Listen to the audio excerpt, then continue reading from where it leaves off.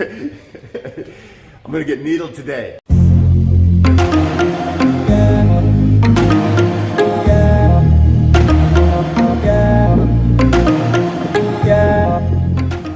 So welcome to the Midwest. My name is Jesse. I'm here with Nicole from Mobility Athletes. We've been talking about, a lot of stuff really today. We've had a full fun day, and we're gonna have even more fun because I'm gonna get needled and Graston. I'm just gonna be I'll be loosey goosey.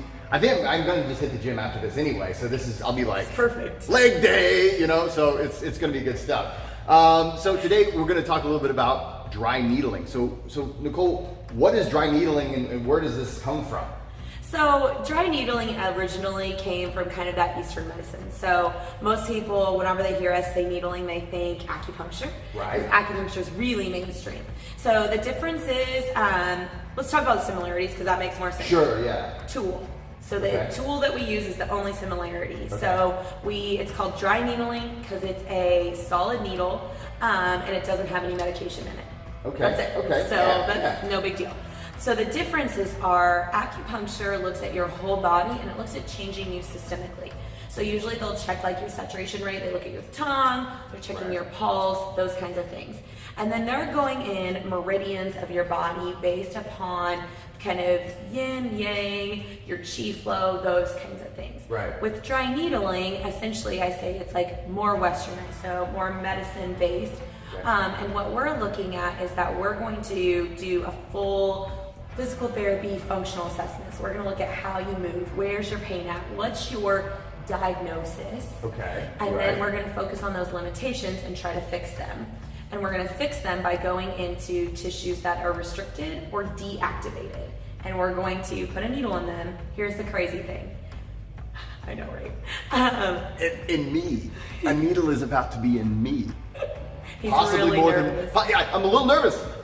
She's done it to me before, but it's still a needle. It's still a needle. Okay, so yeah. So the really cool thing is that when we put a needle in a tissue, the body does what it needs.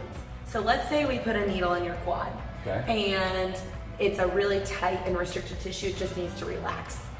It will do that. Let's say we put a needle in my quad, and my quad needs to activate, it needs to work more. That's the problem. It will do that. Okay. It just does, it resets your brain. So it's essentially like downloading and clearing out the viruses on your computer. Your computer will just run the way it's supposed to.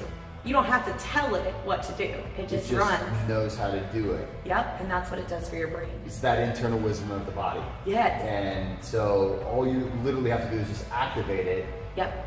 And it does what it has to do. So if you have an overactive or underactive, either way, it just already knows how to do it. Yeah. So now, when you do this, is there? I kind of remember, and you're about to see some video. I'm gonna put some music over it so you don't hear any like hard breathing. I'm teasing. I've done this before. It's not that bad.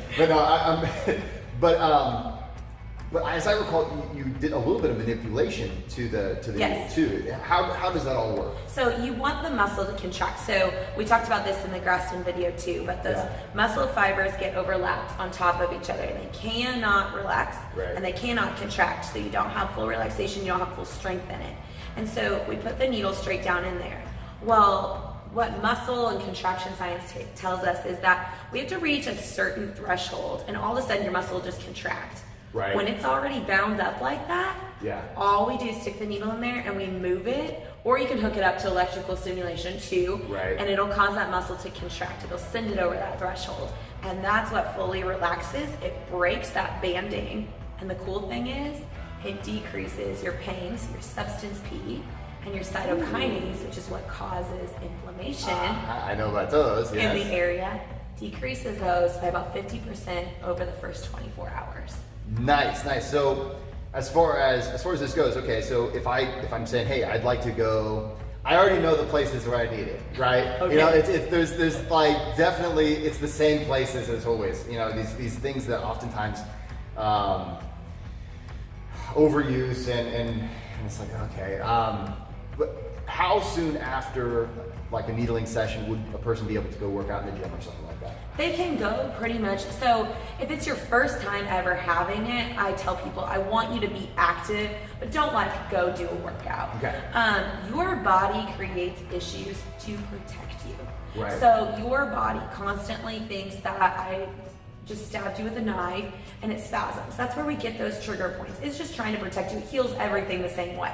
Okay. And so it wants to block off blood flow just in case you're gonna bleed out. And it doesn't even matter if all you did was run into a table here. It does the same thing, and that's how we develop these issues.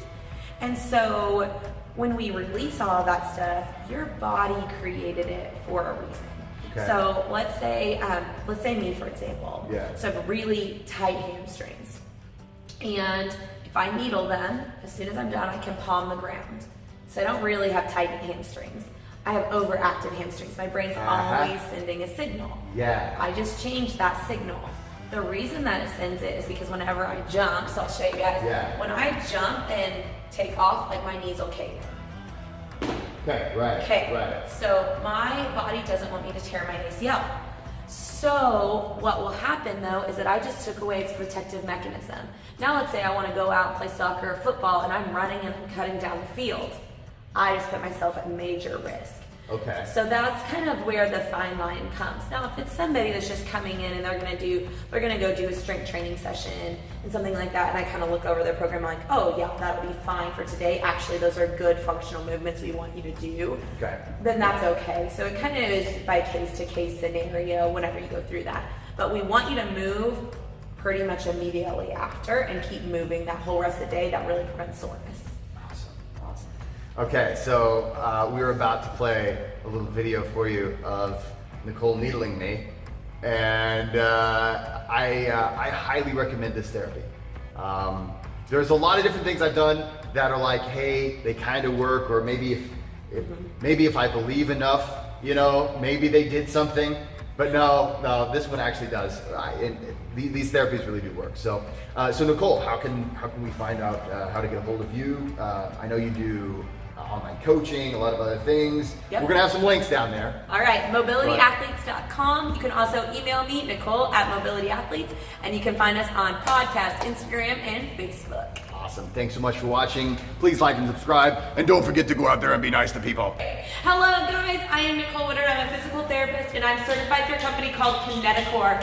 And I do functional dry needling, which is what we're going to do on Jessie today. And I want to show you guys what this needle looks like. So some people are really scared of needles. They get a little intimidated. Very small needle just inside this sleeve. So it's just a little thing, and it's called dry needling because there's not any medication in there. So what we're going to do, we already did an assessment on Jessie. It looks like his ankle dorsiflexion, so the ability to bend his ankle up, isn't looking very good today. And so what we're gonna do is we're gonna check along here and see if we can find any trigger points. Gloves are always important. You're always gonna clean the area with an alcohol pad that we're gonna hit. All right. And then we're gonna see what we can find here. Have you guys ever seen Jessie squirm before? No! Just kidding, it's really not that bad. Okay, so he's got a pretty good trigger point out here on the outside of his calf muscle, so his lateral gastroc. So we're gonna go ahead and tap this needle in there. You can manually piston this, and we'll get that muscle to contract. So you can kind of feel, ooh, yeah. And what it feels like typically to people is it's really deep and achy, and they'll almost feel that muscle contracting like a really mild form of like Charlie horse that you would get at night. Yeah, that's exactly what it feels like. It's not painful though. No, it's not. So then after we release that, so we may do 2 to 5 needles, depending on along the meridians, whatever we want to do. And then you can always follow that up with some of that tool-assisted soft tissue that we talked about. So Grafton technique. Always put your needle in the sharps container, very important. So we're just gonna use a little bit of cocoa butter, and we're gonna kind of cover that over the calf. You can go over clothing if you need to, but it's just a little bit more effective if you go skin to skin.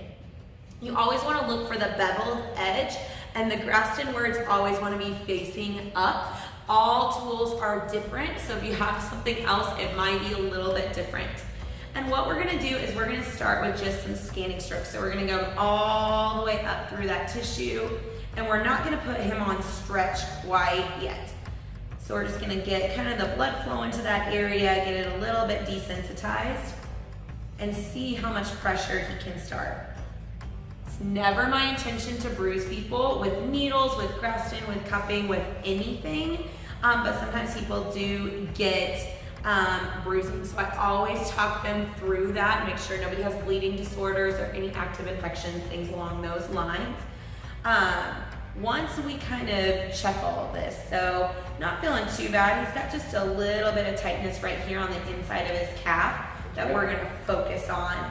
So you can prop him up a little bit, and you can put this on stretch if you want, or you can have them scoop down off the end of the table. So scoop back down towards this. All right. And then I'm just gonna put my thigh there. This is gonna get more intense now. Here it comes. Oh yes. Not as intense as it is. It's not that bad. There is some.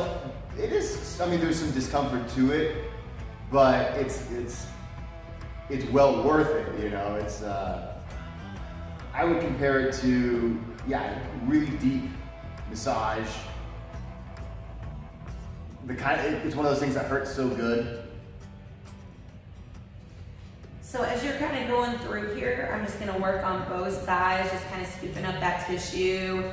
Whenever I find an area like this one, I'm just gonna focus there just a little bit more and break all of that up. Whenever you finish, always make sure you retest what you found before, make sure it worked. And Aiden says hi as well. Wave to the camera. Hey. Bye guys, thanks for watching. If you need anything, check out Jesse or check out Nicole Mobility Athletes. We would love to get you connected with the athlete treatment that you deserve. And yes, you are all athletes. Yes. Thanks so much for watching, and don't forget to go out there and be nice to people.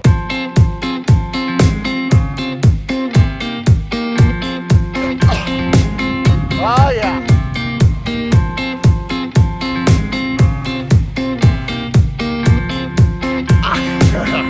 Okay.